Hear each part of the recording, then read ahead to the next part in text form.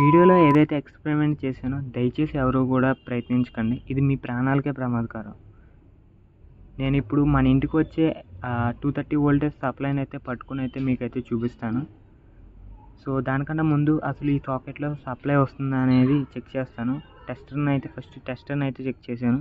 So నాకైతే supply అయితే వచ్చింది. ఇప్పుడు నేను బల్బుని అయితే కనెక్ట్ చేసి చూపిస్తాను. సో నాకైతే బల్బ్ అయితే వెలిగింది. సో ఇప్పుడైతే నేను వైర్ని ఆ సాకెట్లో పెట్టి మీకు ఆ వైర్స్ని పట్టుకుని అయితే చూపిస్తాను. సో చూశారు కదా, నాకు ఎటువంటి షాక్ అయితే తగలలేదు. సో దీనికి రీజన్ ఏంటంటే, మీరు బాగా అబ్జర్వ్ చేసినట్లయితే నేనైతే స్లిప్పర్స్ అయితే వేసుకున్నాను.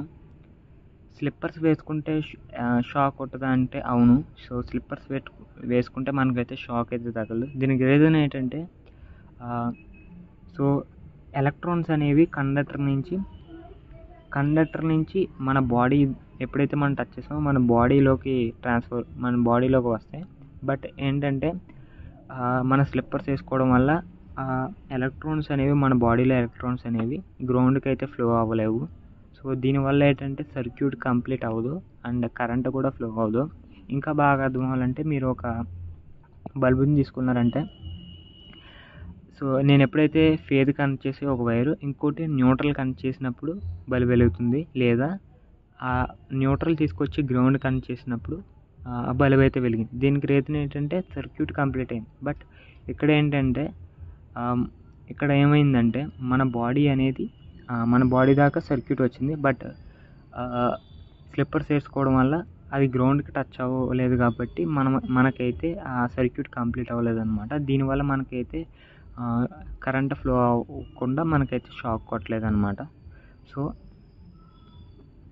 సో ఈ రీజన్ వల్లే మనకి ఎలక్ట్రికల్ వర్క్ చేసేటప్పుడు ఖచ్చితంగా స్లిప్పర్స్ వేసుకోమని రికమెండ్ చేస్తూ ఉంటారు. అండ్ అలాగే కాలేజీల్లో ల్యాబుల్లోని మనకి ఖచ్చితంగా షూస్ వేసుకోమని అయితే చెప్తూ ఉంటారనమాట. సో ఫైనల్గా నేను చెప్పదలుచుకున్నది ఏంటంటే, ఎలక్ట్రికల్ వర్క్ చేసేటప్పుడు ఖచ్చితంగా మీరైతే స్లిప్పర్స్ అయితే వేసుకోండి. అండ్ కొన్ని సిచ్యువేషన్లో మనకి స్లిప్పర్స్ వేసుకున్నప్పటికీ కూడా షాక్ అయితే తగులుతుంది. దీనికి రీజన్ ఏంటంటే, స్లిప్పర్స్ అనేది తడిగా ఉన్నా మనకైతే షాక్ తగులుతుంది. సో కాబట్టి ఇది ఎవరు ప్రయత్నించకండి.